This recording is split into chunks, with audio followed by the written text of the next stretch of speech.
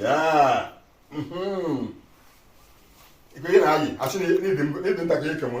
If you even kene. Ema ni dun take yi mere kene. No, na.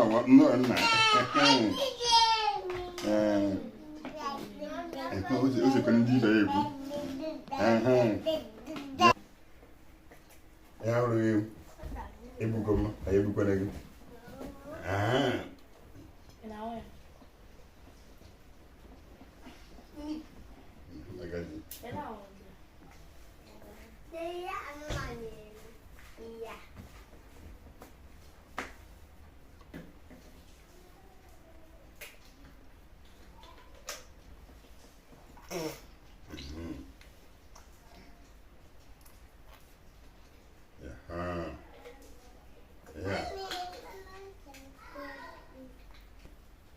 Ọgbọ.